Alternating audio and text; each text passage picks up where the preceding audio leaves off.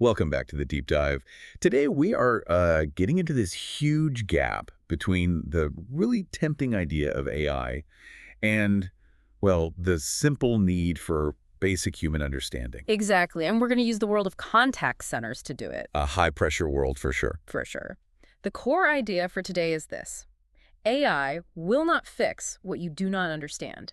And we have a fantastic case study to ground this. A large healthcare company in South Africa, right? That's the one. They were just, drowning. We're talking about 500,000 inbound calls every single month. 500,000, wow. And their leaders, their immediate reaction was to just buy their way out of the problem. So they were looking at the classic shiny objects, chatbots, predictive analytics, that kind of thing. The usual suspects, they were focused on making the call better after it had already started. But they weren't asking the right question. They weren't. The question wasn't, which clever tools should we buy? It was, why are all these people calling us in the first place? And they just couldn't answer that. Which brings us to this idea of the distance problem. Let's unpack that. Why is it that senior leaders, the ones with the budgets, so often miss what's actually broken on the ground? It's because they see the company through a lens of abstraction. They're looking at PowerPoint decks and KPI dashboards. Right. They see the average handling time, not the actual person. Exactly. They don't hear the frustration in the voice of, say, a confused parent who's just trying to submit their first medical claim at 10 o'clock at night. It's always easier to blame a lack of tech than a bad process. So when they finally did get on the ground and started listening to the calls, what did they find? What was the real root cause here? It was startlingly simple. They assumed it was complex questions about benefits and policies. But it wasn't. Not at all. Roughly 80% of those 500,000 calls were from new customers. New customers. Yep. All struggling to submit their very first claim. The problem wasn't the call center agents. It was the communication before the call.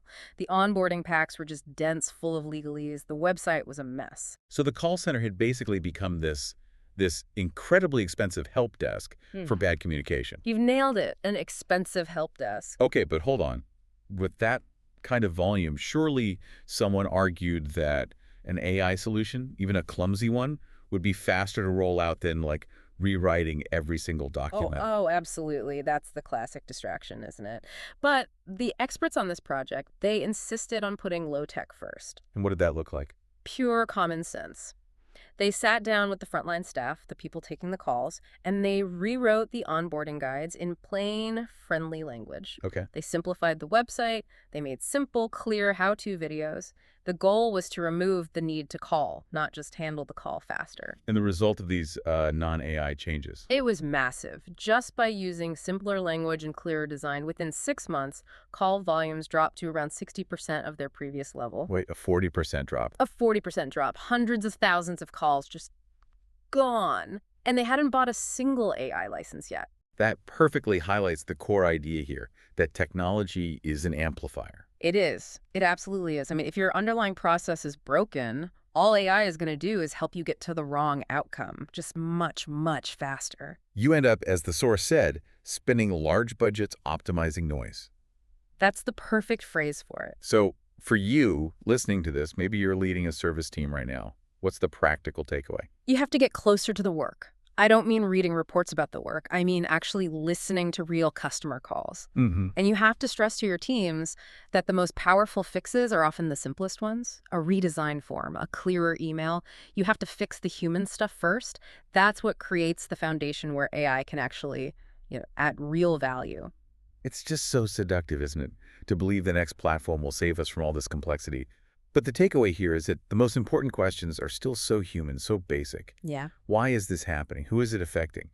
And what small, sensible change could we make right now that would make their lives just a little bit easier? And when you answer those, that's when you're truly ready for the tech.